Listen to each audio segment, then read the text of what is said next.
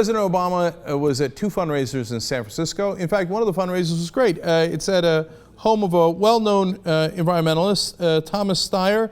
He's a hedge fund billionaire, and his wife, Kat Taylor, threw the fundraiser. But they're very much opposed to the Keystone XL pipeline. Now, of course, Obama does listen to his donors.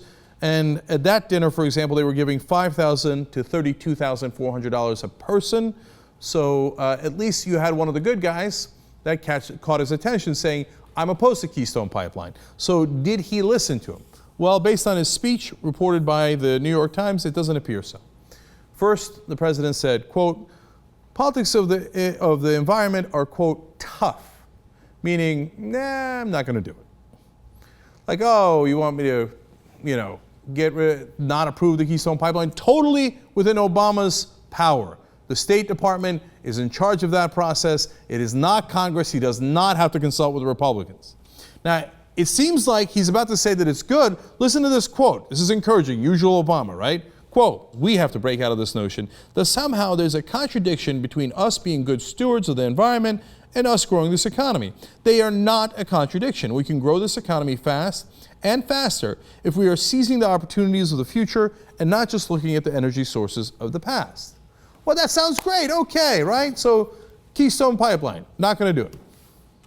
He then turns around and says, quote, you may be concerned about the temperature of the planet, but it's probably not rising to your number one concern.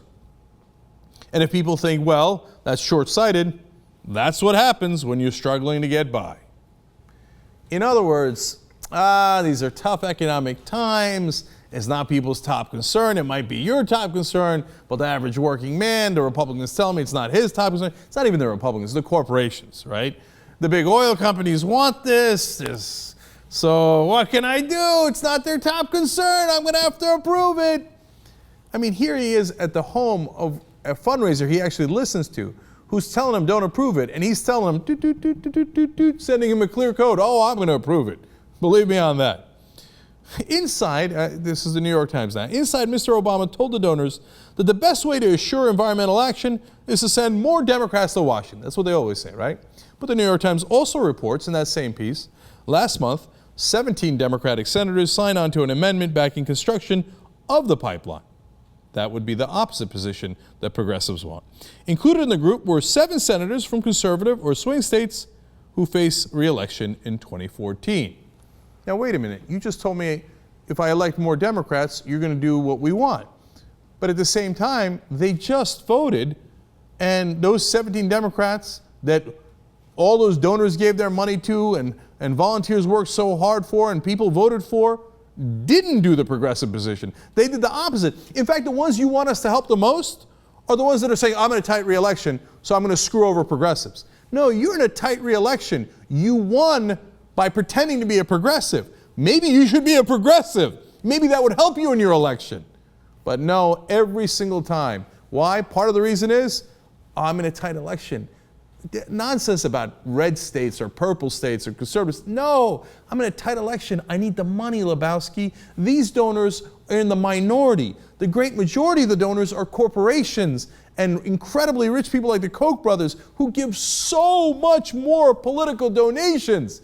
I'm in a tight race, dog. There's no way I can help you. But then why are you telling me to elect Democrats when it's obvious based on their votes from just the last couple of weeks that they're useless? They're going to vote against us anyway. Finally, President Obama says, if we're going to deal with the climate change in a serious way, then we've got to have folks in Congress, even when it's not politically convenient, to talk about it and to advocate for it.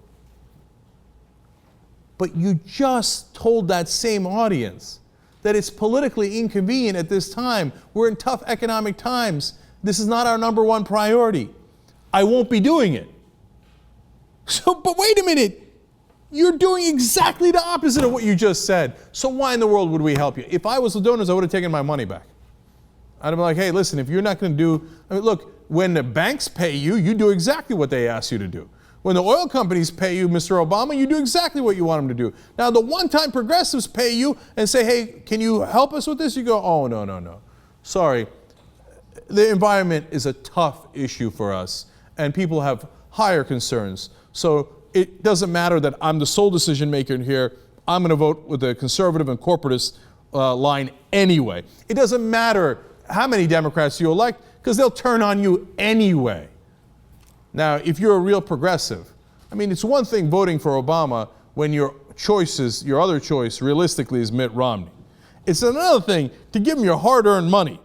I don't care if you're a hedge fund billionaire. I'm sure that you at least put in long hours, right? What are you going to be giving money to this guy for when he basically spits in your face in the fundraiser and says, you're the one set of donors I definitely will not deliver for?